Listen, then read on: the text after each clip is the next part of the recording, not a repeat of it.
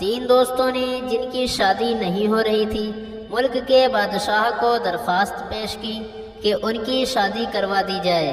بادشاہ نے تینوں کو بلایا اور کہا کہ میں تمہاری شادی کروا دیتا ہوں، لیکن ایک شرط ہوگی، تم لوگوں کو ایک آزمائش سے گزرنا پڑے گا۔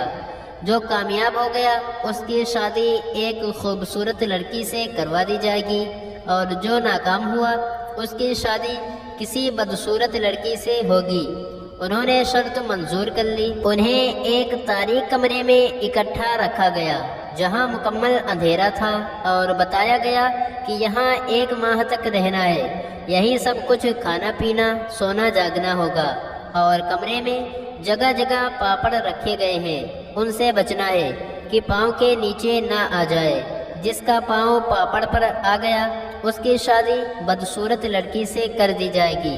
اب جناب تمام دوست اس آزمائش سے صحیح سلامت گزرنے کے لیے مکمل احتیاط سے رہنے لگے۔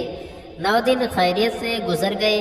10ویں دن ایک دوست کا پاؤں پاپڑ پر آ گیا، فوراً اسے سپاہی کمرے سے نکال کر لے گئے اور اس کی شادی بدصورت لڑکی سے کر دی گئی۔ اب 2 دوست خوش ہوئے کہ اب جگہ کھلی ہو گئی ہے۔ 20ویں دن ایک اور دوست کا پاؤں پاپڑ پر آ گیا اور سپاہی اسے بھی روتا دھوتا لے گئے۔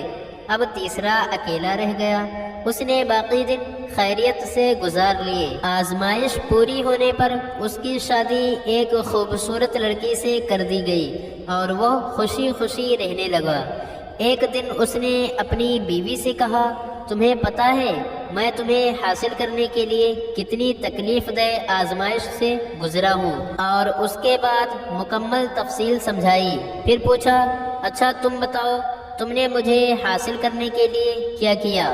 بیوی نے ٹھنڈی سانس بھری اور کہا، ہم بھی 3 سہیلیاں ایک کمرے میں بند تھیں، پھر ایک دن میرا پاؤں پاپڑ پر آ گیا۔